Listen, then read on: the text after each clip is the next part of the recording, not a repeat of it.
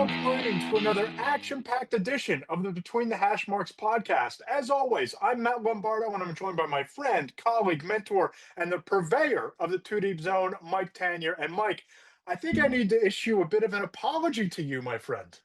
Really? It's so rare that I'm the recipient of an apology. I deserve so many, but receive so few. What's this one about? I neglected to wish you a happy anniversary because as I was editing last week's podcast, I was frantically searching through the files on my laptop for the episode that we recorded last Wednesday afternoon. And I realized that it was actually the anniversary of our first Between the Hashmarks podcast. So this is 1 year and 1 week to the day since we launched this podcast, because of course I accidentally loaded up last year's episode 1 into the editing software and realized, wait a minute, I have a few less gray hairs in that video than I have right now. So happy anniversary to you, my friend. Happy 53-week anniversary. I think that's the cardboard anniversary officially. Yeah, or maybe a scented candle. There's So, a so- wood smoked bourbon scented candle over there that I could probably the light football, up for the occasion. the football scented candle. That's it. No, scented candles too good. That's got to be like the third wedding anniversary or something like that. We were on the scented candles. 1 year, it's cardboard or paper mache or pipe cleaners or something. For sure. And of course, if we have an action-packed show, there are lots of news on the quarterback front going into this week. There's potentially major Micah Parsons news coming down the pike, and we'll get to all that. But if you enjoy the podcast, if you enjoy our work, please subscribe to the Two Deep Zone on Substack, where you can read all of Mike's hijinks, melded around some of the best football analysis you'll ever read. You can subscribe to Between the Hashmarks on Substack to read my insider reporting, features, and those sort of things. And of course, the podcast. Subscribe on Apple Podcasts. Check it out on my YouTube channel at Matt Lombardo 975. And please leave us a 5-star review. Let us know what you like about the podcast, what you don't. And even if you want to rip us a little bit and make fun of us and crack a joke, leave that 5-star and then let us know what you don't like, because it does help grow the show. It helps people find us in the algorithm, and it's a big help to both of us. It's an attention economy. We crave your attention, not just for financial reasons, for personal reasons. Please pay attention to us. But this is exciting. This is quarterback decision week. It certainly is. And we're going to get into a bunch of big decisions. But Lisa Sharp05 left us a 5-star Good. review. Oh, She good. said, I don't always feel welcomed and included in NFL spaces as a woman, but that's not the case here. It's a great podcast that shows football is for everyone, unquote. See, that's what we get for not being toxic. Yes. It's a good thing. Yes. It sounded like a bad thing the way I said it, but it's a good thing. Yeah, we're welcome here. All are welcome on this train. You know, you want to check us out, you want to listen to the podcast, you want to read us. We're a home for everyone, bridging the NFL, bridging the football gap to any and all comers. Yes, two white cis males, but not that white cis male. Sure. And two of the biggest quarterback storylines to break this summer happened over the last 24 hours. The most controversial one, in my opinion, Mike, is Joe Flacco named the starting quarterback of the Cleveland Browns. Controversial? Listen, I see Joe Flacco being named the starting quarterback in this light. That the conversation about whether or not Joe Flacco is the best quarterback on the roster is an entirely different conversation about whether or not Joe Flacco should be the starting quarterback week 1 of that team, given their situation, given the state of their rebuild, given who they have on the roster already, and given the depth of next spring's NFL draft class at the quarterback position. Joe, Mike, I talked about this on social media yesterday, and Mhm. it blows my mind that a team that has started 40 quarterbacks since 1999, with Mhm. 2 rookie quarterbacks on the roster, would start a quarterback rather than use every snap possible to evaluate Dillon Gabriel and Shedeur Sanders. Here's why. Because those two are bad and not ready. They are not good prospects, and they're not ready, even if they were good prospects. That's why. I am not. This is not controversial. This is not strange. I'm sorry. We have to, and this is probably going to go with the Colts thing too. We have to stop watching preseason football like we're the dog that falls for the pump fake of the tennis ball. Yeah. We all fall for the pump fake. We put Shedeur Sanders out there with the fourth stringers. He runs around in circles like a recess quarterback. He kind of throws a couple of touchdown passes in like 8 series or whatever of just like pure chaos. I'm like, oh my God, Shedeur is good. And like Shedeur wasn't terrible. Again, I'm not saying he was terrible. Oh, he's good. Then Dillon Gabriel goes out there against the Eagles, throws a pick six, fumbles a snap. Like when he's trying to scramble, looks like somebody's kid trying to run away at the mall or something like that. And I'm like, oh my God, they have 2 good options. No, they have 0 good options. They had one maybe option in Kenny Pickett, who saw an opportunity to be a starting quarterback and got injured as quickly as possible to make sure that we didn't give up the game here in terms of what little Kenny Pickett has to offer. So they For sure. And I don't disagree with any of that. I do not right, disagree that okay, Dillon Gabriel is not ready or that Shedeur Sanders is not ready. I get that. yeah, But my yeah. problem here is deeper and higher up than that. And that is this notion that Jimmy Haslam is putting pressure on Andrew Barry, the general manager, Kevin Stefanski, and the coaching staff to win now. To me, that roster is not built on offense to win now. The defense will keep them in a handful of games, but there's too much pressure on that defense to contend in a division that houses a legitimate Super Bowl contender, maybe favorite in the Baltimore Ravens, a legitimate Super Bowl contender in Joe Burrow and the Cincinnati Bengals, and a Steelers defense that is in a lot of ways a mirror image of the defense they have in Cleveland right now. To put the expectations that this team is built to win with even a serviceable quarterback, to me, I think it's setting your coaching staff up to fail. To me, it is a misguided perception and misplaced expectations when you have 2 quarterbacks who you drafted. Now, if you're trying to win, I would contend that drafting a quarterback in the 3rd round was not the move. I would contend that if you're trying to win now, maybe you look ahead and you draft Caleb Rogers, who's pushing for a starting job along the offensive line for the Raiders. I'd suggest drafting Jalen Smith, who might be the number 3 or number 4 corner already with the Houston Texans. Yeah. But to draft not 1, but 2 quarterbacks a year ahead of what has the potential to be a historically deep quarterback class, and then spend even 1 snap playing a 40-year-old quarterback, it feels like those goals are incongruent with each other. Playing the veteran to win now while having young rookies that you know nothing about sitting, developing, maybe playing, maybe you have a chance to evaluate later on. We know something about these rookies. One is 5'6". The other is alienated every single person he spoke to in the offseason Yes. and had success by riding his father's coattails. We know something about them. We also know both of them got injured during the course of the preseason. We know a lot about these guys. They are bad prospects and they are not ready. We know a lot about them. Now, the backtrack, there's a lot here. By the way, next year's historic quarterback class, just like last year's next year's and the year before that's next year's potential historic class. Was this year? I don't think this year was regarded as a This year, great quarterback class, right? this was the one of the last 8 that wasn't going to be a historic quarterback class the year afterwards. This was like And last year had Caleb. Last year had Jaden Daniels. Last year had Bo Nix. Last year had Drake May. I mean, those are 4 starting quarterbacks going into this year. Next year, you're going to have Kugler. Next year, you're going to have potentially Arch Manning. You're going to have Aller. You're going to have a handful of quarterbacks that could be chosen midway through the 1st round. And if you're the Browns, in my opinion, you need to figure out whether Dillon Gabriel at 5'3.5" is good enough to be the starting quarterback. You need to find out if Shedeur Sanders, what you saw that made some evaluators outside the league believe he was a 1st-round talent, is there or not, so you know whether you need to draft one next year. they're not ready. And putting them out there saying we're evaluating them when they're not ready isn't going to help them. It's not going to keep Myles Garrett with the program. As for Jimmy Haslam, Jimmy Haslam is a complete moron. He is a moron and a shyster who made his money out of like bilking truckers. Yes. That is who this idiot is. Now, Andrew Berry and Kevin Stefanski have to know they were working for a moron. A moron who made a idiotic decision a couple of years ago with Deshaun Watson. I hope that Stefanski and Barry realize that they've got their desks packed and they're ready to go.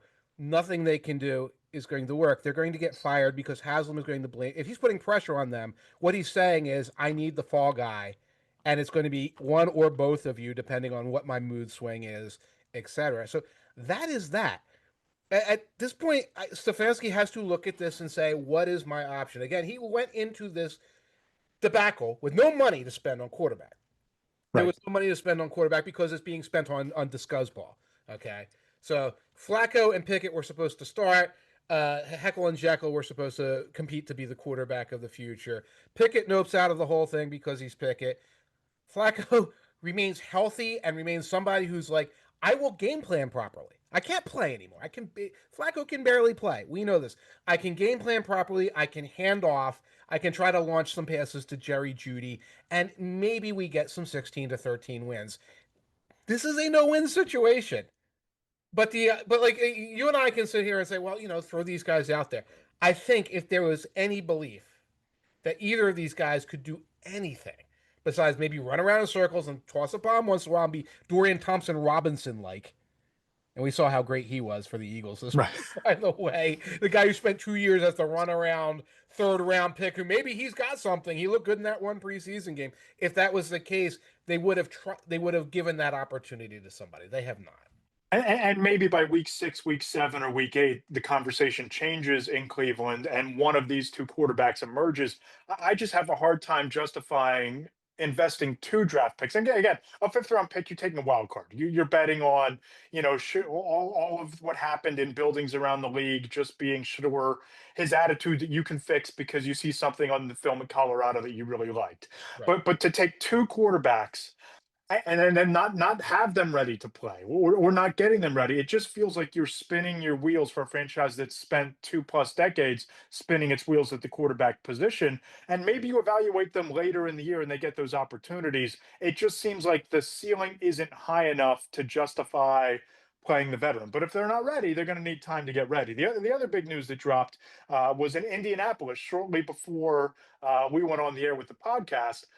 This was, I think we can agree, the right decision. The Indianapolis Colts and head coach Shane Steichen choosing Daniel Jones over Anthony Richardson as Mm-hmm. the starting quarterback going into week 1 and beyond.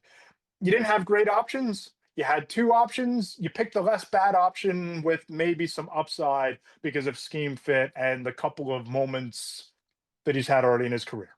Yeah, and this is the one that seems controversial on the socials today, where I was like, guys, this was never a competition, honestly. They brought in Daniel Jones because they had lost faith in Anthony Richardson last year when he was getting hurt, taking himself out of games, doing all this goofy stuff.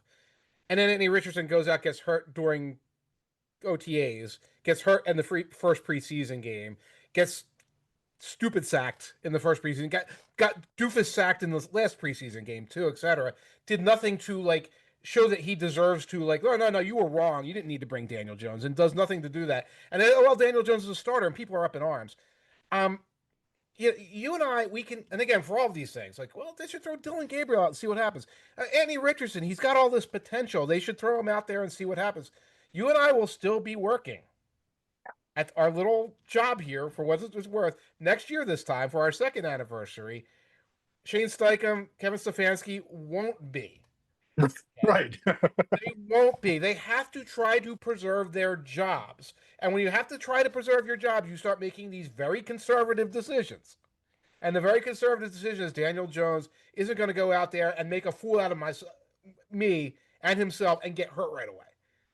That's what Right, they're and I'd argue that the Anthony Richardson hype train was let out of the barn Mhm. way too early. I don't know that when you look at the numbers so far. Of course, he got hurt and banged up as a rookie. A lot of that same sort of pocket unawareness that got him into trouble this summer are the reason why he got hurt, and some of the taking some big hits on the run, not protecting himself.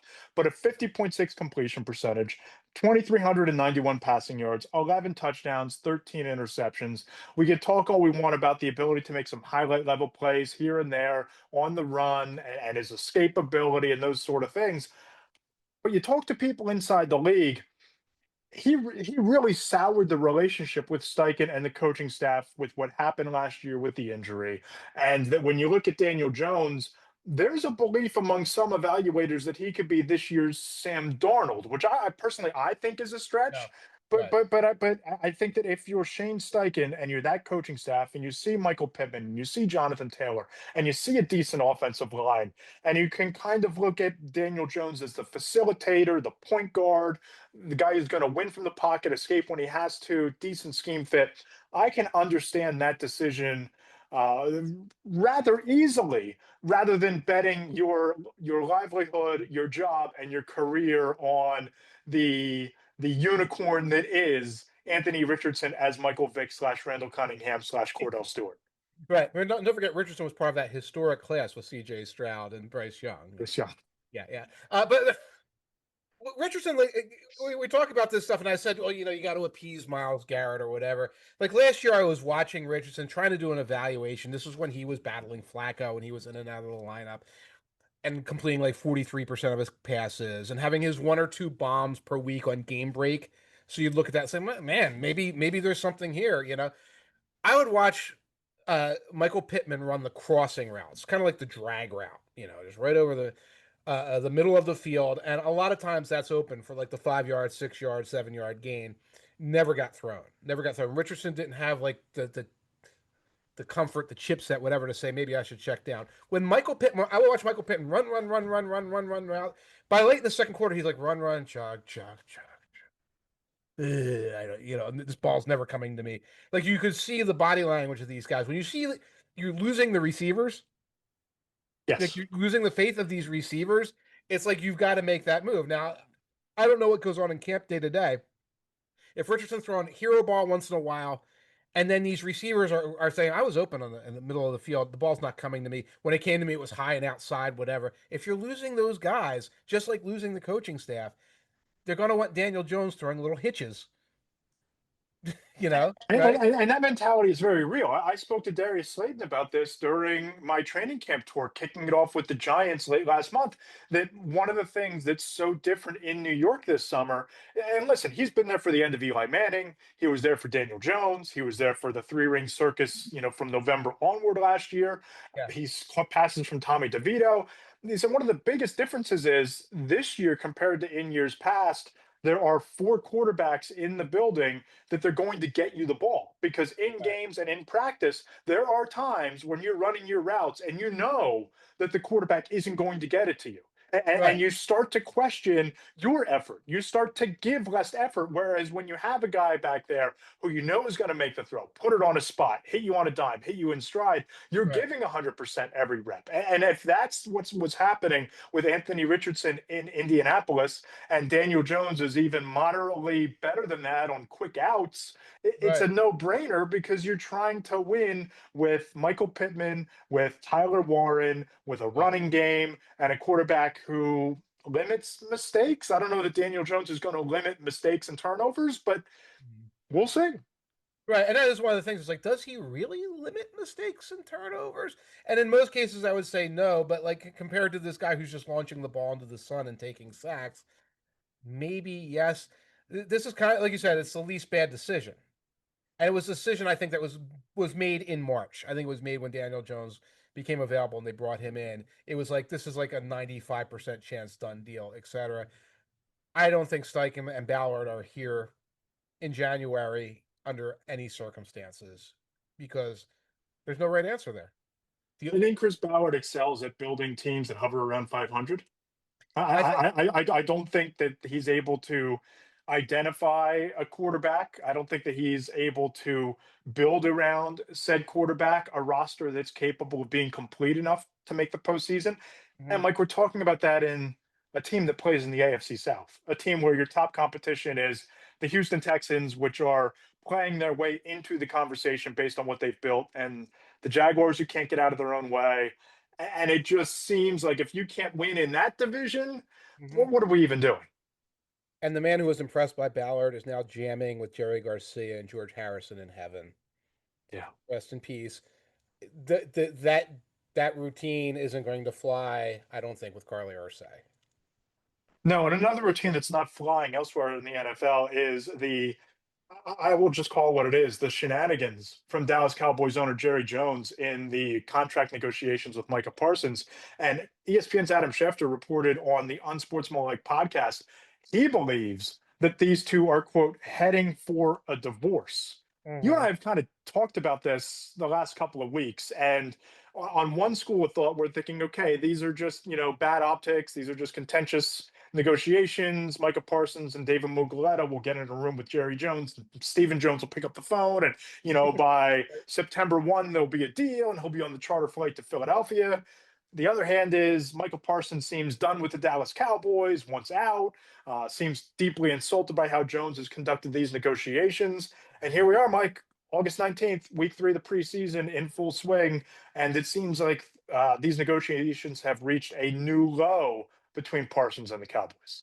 Yeah, I was reading RJ Achella, who's kind of pretty tuned in with the Cowboys, and he's like, it's not time to go for the fire extinguisher yet, but it might be time to lift the glass so you can pull it out more easily. And he also pointed out we reach DEFCON 1 all the time in these things. It feels like we were there with Lamb Yeah. and Prescott this time last year, and we were. It's just that it does sound a little more rancorous even now than those did. Right, and it feels like Micah Parsons is the wrong guy for them to be playing these games with. I think that there was an inevitability to them getting Dak Prescott done, right? I think that there was an inevitability to CD Lamb getting back because they need weapons, they need wide receivers. Yes. Micah Parsons sounds deeply insulted by this, and the fact that David Muguleta can't seem to get Jerry Jones on the phone to On hold the these phone. negotiations the way that they're properly supposed to be done. It, Right. it just seems like this is not going the way the Cowboys typically have these things go, where it's a soap opera for 3 weeks. It gets people like us talking about the Dallas Cowboys. It gets fans worried, and then everybody hugs, sings "Kumbaya," and signs a record-setting contract for the position Right. just before the season starts. This Right. one feels different. I guess one of the problems I still have with it though is okay, on the Bengals front, that they said we're listening to trade offers for Hendrickson. Like there is this sense that there is a way that this could end. It's goofy because they seem to want Trey Hendrickson back in the trade plus draft picks plus money. But it's still it's like, well, we're going to be doing the GM stuff to make there be motion in this. Whereas it seems like the Cowboys, it's like we're just going to sit here and wait for him to come back. And again, he's under contract, so he sort of has to. But are we sure? Are we sure? And is it going to be week 1, week 2, week 3? How long will this drag on? Because I can't turn around and say, well, obviously there'll be a trade and 3 first-round picks. Because again, who executes this trade? Jerry doesn't want to do anything. Right, Who makes right. the trade happen? Maybe it's Stephen Jones, but I'll put this to you. It's a question that popped in my head. Would this be the biggest NFL fumble of all time? To take a player who you drafted, who you developed, who you changed positions back to his natural position at edge rusher, becomes an all pro, becomes a defensive player of the year finalist, 52 and a half sacks through his first 3 seasons, 4 seasons rather. Would this be the ultimate fumble on the Dallas Cowboys part to be forced to move on from Micah Parsons rather than paying for him? It's tricky. I'd have to really go back, but it does remind me of the year Emmett Smith held out for the first 2 weeks of the season. And this was after they won 2 Super Bowls. They won 2 Super Bowls. Emmett Smith held out. They put his backup out there, and you could kind of tell we were in Jerry brain at this point. I think Barry Switzer was running the team because the backup got 27 carries a game. They Yeah. literally did not pretend that they were running a normal offense. We'll show you we don't need Emmett, and they lost both games. And then next thing you know, there came the chartered flight with the bag of money in the back of it for Emmett. So it depends. It's not a fumble if you wind up getting 3 first-round picks or something like that, or if he shows up week 2. This whole era, though, is a fumble. Totally. The last 2 decades, 3 decades of Yeah. Dallas Cowboys football has been a fumble on Jerry Jones's part. Right. It's been fumble after fumble. It's look at this team we put together where we have DeMarcus Ware and Jason Witten and Tony Romo and these guys. It's you can't win a playoff game. Oh, look at this team now we put together: Dak Prescott and CD Lamb and Micah and Diggs and some of these other ancillary guys, and you can't reach the play or you can't win a playoff game. When do you stop doing suboptimal things? By the way, have you watched Joe Milton? A couple snaps here and there, but It's it's interesting. very interesting. It's interesting. Very interesting. It's interesting. It's interesting. The interception he threw, where it was before halftime. I was just looking at it against the Ravens, where he's trying to throw to Jonathan Mingo. And of course, Mingo can't really run, but he does have a step on the defender. He has a step on the defender because the defender's a fourth stringer and also is playing sort of an outside trail technique because the high safety is standing in the end zone waiting for any ball to that side of the field. Well, Milton launches the ball over Mingo's head, and this undrafted free agent safety lands on it. And I'm like Milton and Mingo, these are guys the Cowboys traded for. Yeah. Yeah. Right. And they might be forced to make another trade depending on how these Micah Parsons things ultimately play out. And before we went on, I texted an AFC front office executive Uh-huh. and I said, listen, I know the obvious answer here is that Micah Parsons is a fit for 31 teams. Yes. If you were making the move, which teams make the most sense here? Actually makes sense to pull this off. He said, quote, Miami, Kansas City, the Patriots, even though they shouldn't, the Ravens, the Bengals could swap edge rush problems, the Texans, even though they're strong on defense, strong in the front seven, the Broncos and Bears, the Bears could give back Booker, the Lions, the Packers, the Vikings, they could give back Dallas Turner in the deal, Tampa Bay, those are all competitors for championships, and they would surely give up at least 2 first-round picks and more. That's a long list. So a lot of teams. And there's some banana pants choices on there. I'm not going to question your source there. But when Hendrickson, when they said the teams that were interested in Hendrickson, you know what I found fascinating? Now I think we were getting like a very jaundiced list of teams, but it was like the Colts and the Panthers. Right. Right. But why? Like But why? why? I can picture the Colts. It's like, well, if we bring in Trey Hendrickson, we won't have to worry about a quarterback. Like, yes, you will. Yes, you will. You will now you'll be like the Giants last year. That's what you're going to be. Daniel Jones and a good pass rush. Congratulations, Chris Ballard. Go clean your desk out. But like, it's weird that you don't see the Lions, for example, going all in at this point Yeah. and just making the phone calls. They seem to have like this culture thing that they're very locked in on, and I kind of get that with Campbell or the Commanders who still have some cap space to burn out in the back end. And like, what the heck? We traded a bunch of draft picks this year. Why don't we trade a couple draft picks next year, excuse me, to bring in one of these guys? I don't know though if you look through that list over and over, who's really going to part with 2 first-round picks, who has the cap space.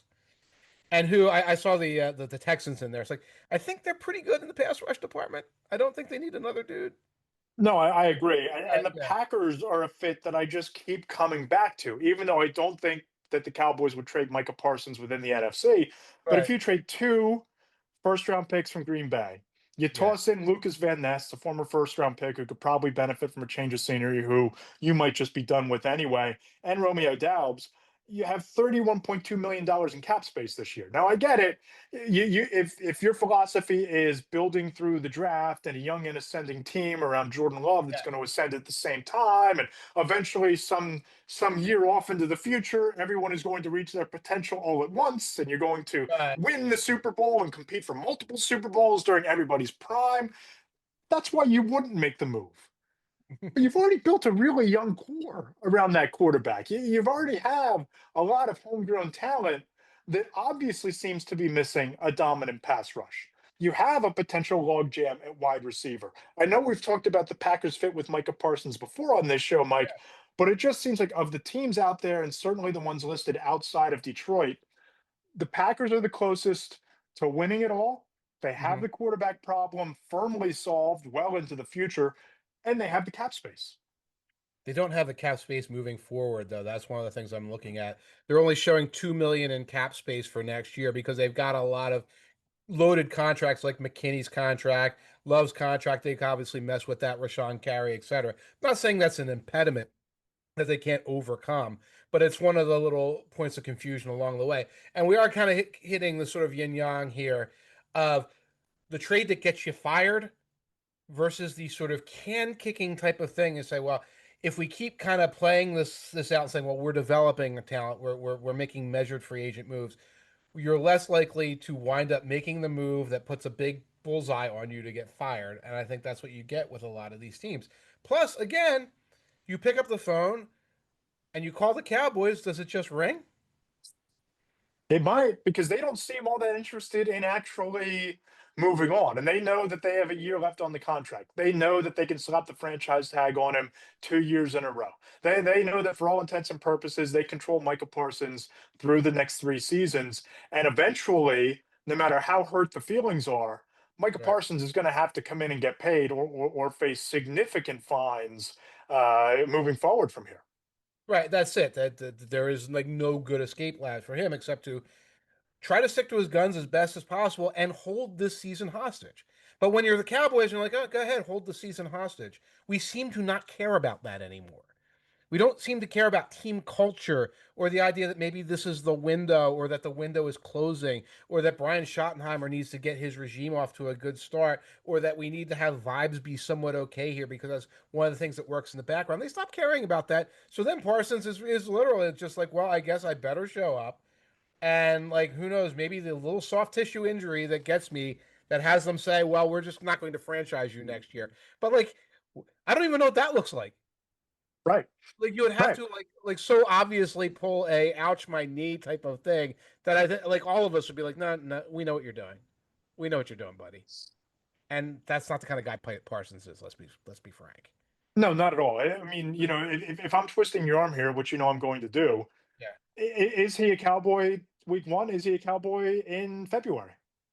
He's a Cowboy in February. He might not be a Cowboy in week one. You have a Thursday night opener against the Eagles in the season opener, where you might be in a situation where they announce the contract like that day, and he shows up in his uniform, and Brian Schottenheimer's like, "No, I'm not putting him on the field. He hasn't even stretched. Come on, what's wrong with you?" Like that's what I think we're going to be looking at. If you're asking me the most likely Yeah. outcome, I think that the contract is signed by Micah Parsons the Monday after the Okay. debut. I think we're looking at a Chris Jones like situation where Yes. it's a Thursday night opener and Roger Goodell is hobnobbing Jerry Jones in the box, and all of a sudden you see Micah Parsons sitting there in the box with Uh, Jerry Jones, and by Monday you have the deal announced that he's making $5 more than TJ Watt made on his deal, and he's happily a Cowboy for week two. and the only thing the Cowboys lost was one divisional game against the opponent they have to beat that Micah could have made a difference on. That's all they lose in this is another chance to start things off properly. Yes, and speaking of starting things off properly, one of my favorite traditions each summer over the past 5 years since I've started covering the league nationally, Mike, is Mhm. I conduct this big survey of Yes. NFL executives, coaches, scouts, and players on how they think the upcoming season is going to play out, whether it's the MVP candidate that not enough people are talking about, the team that is going to surprise and defy expectations to the upside, and their Super Bowl matchup that they think will take place come February. Dropped Mhm. it on Monday. Really Yeah. proud of it every year. And there were even, to my surprise, there were some pretty shocking answers buried within this thing. Right. I read it and it was interesting. Like the surprise MVP candidates, I guess once you tell people you want a surprise MVP candidate and they're like, okay, well, I can't be Josh Allen, Patrick Mahomes and all, it does force them to think differently. I did see one vote for Anthony Richardson, that one didn't age well, but No. um, I guess the number one would be like most people's quote unquote favorite second tier candidate and Jordan Love. Yeah. Jordan Love, and then right behind him, Baker Mayfield. Right. Jordan Love, according to one scout who I surveyed, Packers have a ton of weapons, and Jordan Love will have to play at an MVP level for them to be contenders. And I can buy that. That if the Packers win that division, they finally overtake the Detroit Lions, and Love passes for like 4,000 yards with 32 touchdowns and 8 picks. Mhm. I could see Jordan Love climbing into the conversation. I just don't know that the Packers are built to do those things. And you're starting to see the injuries mount in Green Bay. I think there are still some serious questions along the front seven of that defense. I think the cornerback room is nightmare fuel in Green Bay. But if Jordan Love has the kind of year that we just outlined, I could see him getting some votes. All the things you said are true. The flip side of it is there's increasingly like a vibes element to MVP. For example, the spoiler alert, when people were talking about their surprise team, a couple put the 49ers, which Yeah. Okay, so that's great. I agree, but no one put Brock Purdy for MVP because if Brock Purdy threw 74 touchdown passes, people will be like, "Man, it's amazing what Kyle Shanahan has done and the resurgence of Christian McCaffrey and what George Kittle brings to the table and et cetera, et cetera, et cetera." He did it without Debo. Yeah, you're right. Yeah, Debo, but whatever. But Juwan Jennings really turned into this great player. And how about Ricky Pearsall and Brock Purdy will just be like, "Oh, I guess I guess I'm a piece of poop or whatever." Goff's in that situation too. Yes. Jared Goff, Yes. yeah, I completed 70,000% of my passes, but I will never get one MVP award. Love will get those votes because Love has the kind of talent where you look at and say, okay, this is the guy who made the difference.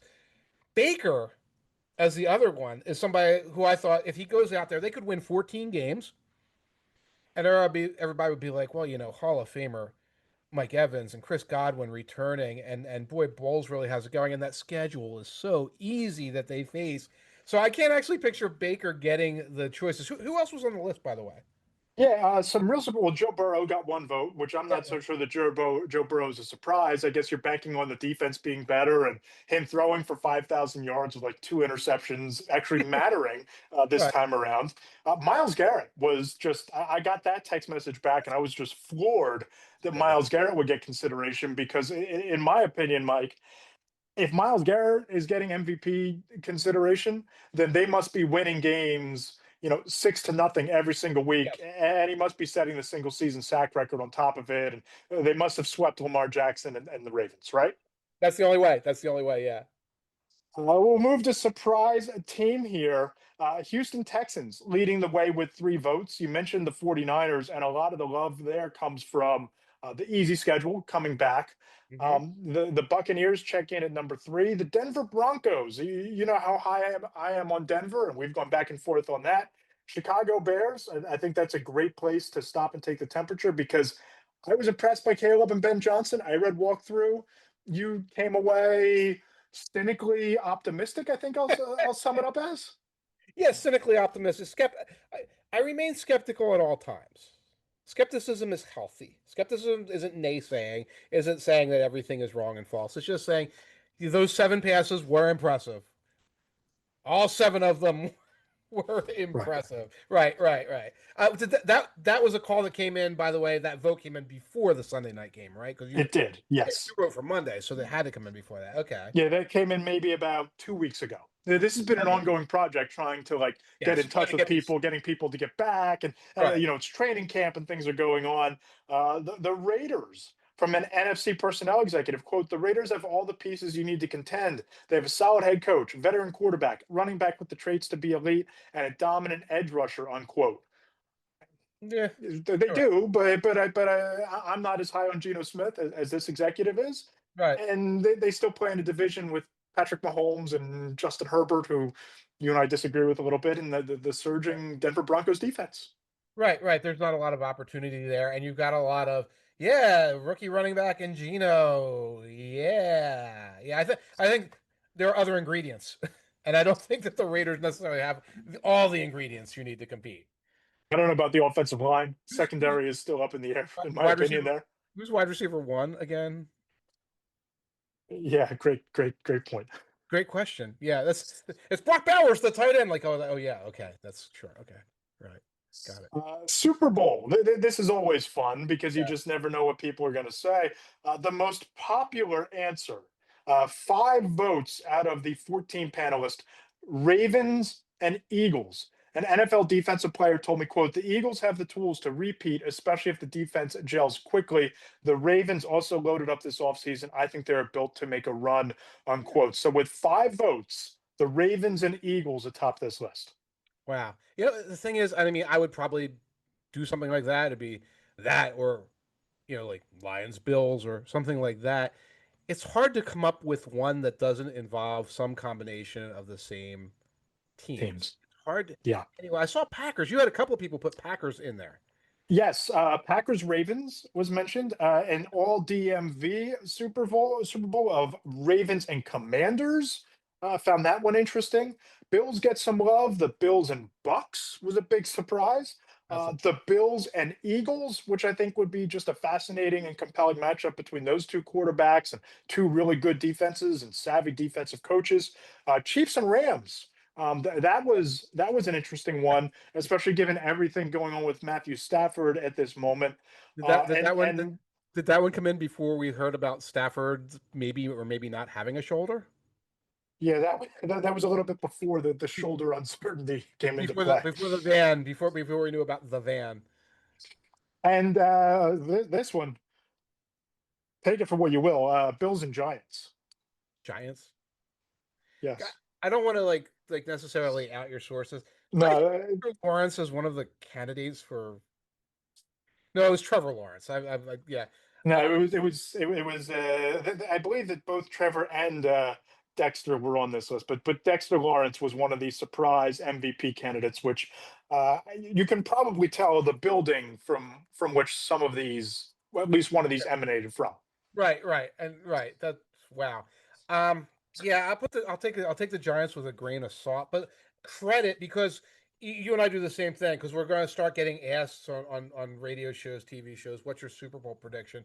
And I always just yawn because I'm going to say either the Bills or the Ravens against either the Eagles or the Lions, and I want to come up with something wacky and new.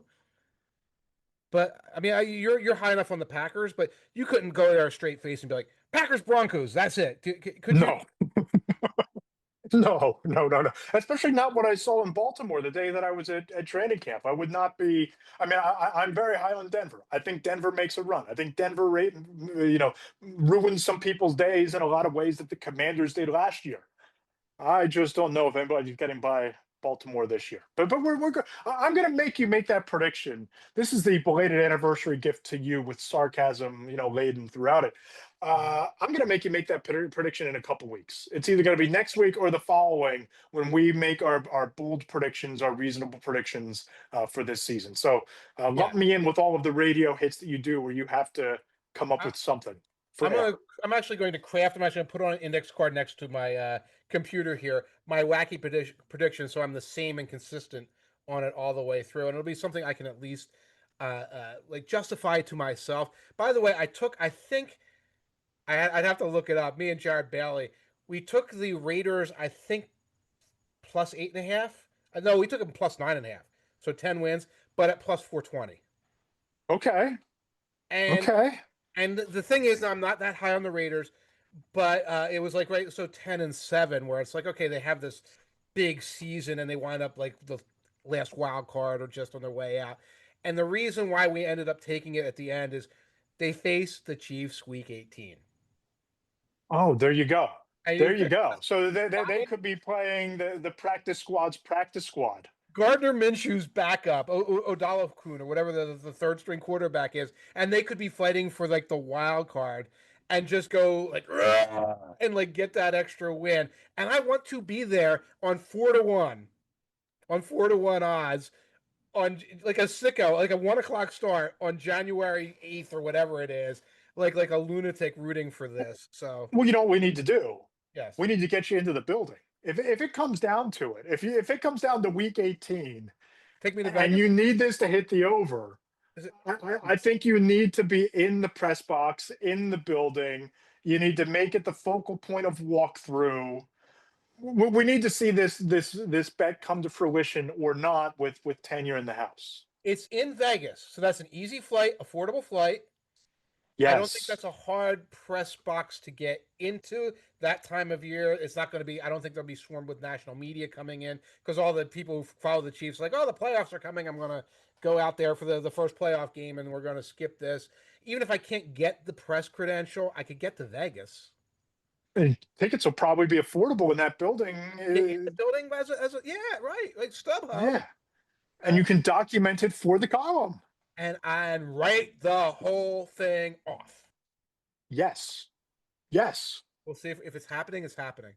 I'll explain it to my wife. She'll be very understanding. Take a whiff. Take her to Vegas. It's a weekend in Vegas. I got one that's over 21. I'll take him. And take him. There you Bonding. go. We're bonding. See? Well, this is the Between the Hashmarks podcast where ideas come alive. Mike, what's coming up on the Two Deep Zone the next couple of days here? I have no idea, man. I am so far behind. Okay, actually, that's not true.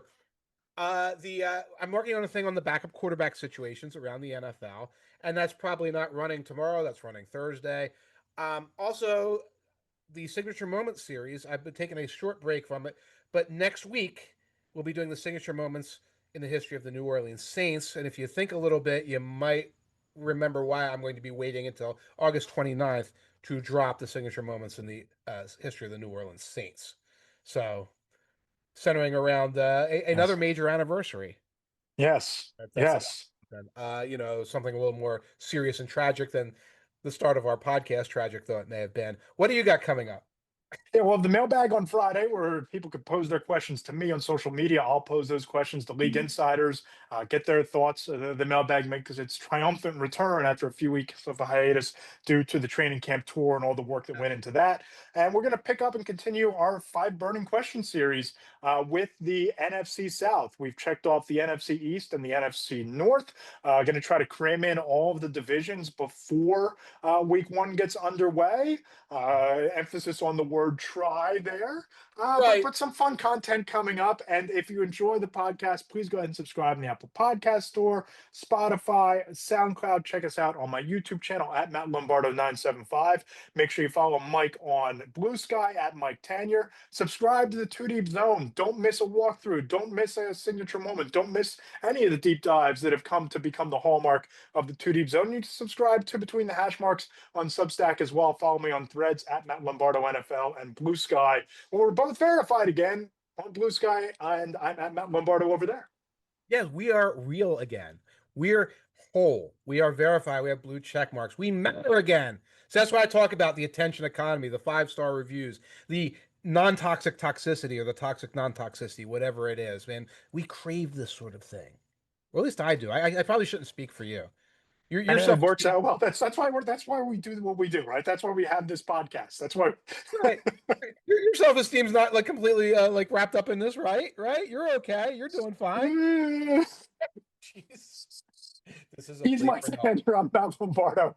Have a great week. We'll talk to you next week here on the Between the Hashmarks podcast.